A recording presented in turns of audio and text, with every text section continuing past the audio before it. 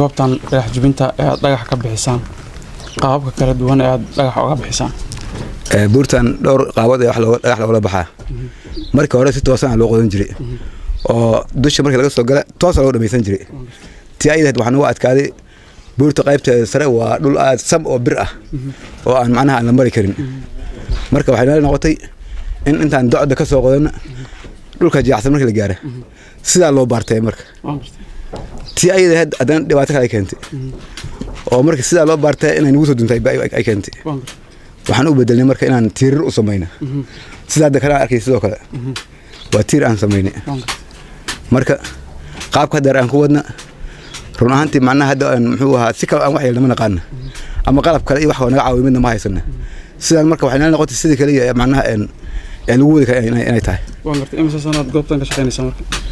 goobtan ilaa 2004 waa 12 sano marka muddo ka soo wareegatay waxyaabaha aad ka hesho ee xoog aad ku shaqeysato ma yihiin wax reer ka kaafsanaya والله runtii macnaha waa muxuu ahaa waa nafkooda celis waa macnaha waan gartay wax reer kaafilay maaha waan gartay muddada fog ee aad ka shaqeynaysay dhagax jibinta ma jiraan dhibaatooyin ka soo gaaray in fasaxanta maya aniga haba yaraatay wax iga soo gaaray ma laakiin dadku naafooday ama ku dhintay waa jiraan waan gartay laakiin aniga shakhsiyadeed wax iga soo gaaray malaha ilaaha mahadle waa ku ilmo korsanay muxuu ahaa biil kale waa ka helnaa marka wax ka weyn oo hadda macnaha nolosha macnaha meesha ugu wanaagsan ee la gaaro waa meesha aan joogno hadda waan gartay marka maxaa dhibaatooyin ah oo aad lagala kulmaa dhagax jibinta wallahi dhibaatooyin badan lagala kulmaa waxa kamid ah mararka qaar sida xilliyada roobka ay daan u daa oo kale buurtu way cuslaanaysaa oo dildilaacihi markaas waxa laga yaabaa in muxuu ahaa roobkii uu soo galay taas marka waxay keentay in buurtu macnaha ay marba qayb soo go'do laakiin hadda waxaan aaminsanahay sida hadda macnaha aan u baranay markaan u maan aqoonin hadda waxaan samaysanay muxuu ahaa tiir caalami oo aan ku aamin qabna marka hadda khatarteeda sidoo hore inay macnaha ay karaanaysan u baayayna waan gartay marka ma jiraan hay'ado samafal oo idin ka caawiya qalabkan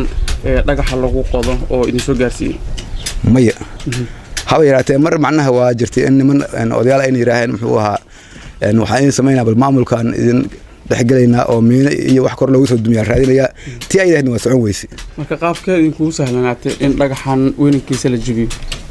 والله نيو تاس إنه هيئة إن الله لموجي هي معناها أنك معناها نجا أول رأينا الله لموجي أنك سيد أن كوقنا وحنا هنا وهاي مرها مجرى مركز دوان بورت أنت نحكي دون تضد دبعتني أكثر ها وجرتها مدة هذه لو بكون كوي تونكي ما لو بكون أفري تونكي وجرت ماشي نقول محو أنا وقول أنت بورت هذا ها بورت يكسر دنتي ودمان حتى maamulka tamaanka meesha uu imaaday waan gartay marka wasaaradda macdanta tamarta iyo beeyada dawladda Jubbaland waxay sheegtay in wacyi gelin ay u sameyn doonto dhamaan shaqaalaha ka shaqeeya dhagaxa iyo goobaha kalaba hadalka wasiirka maxaad qaleeyay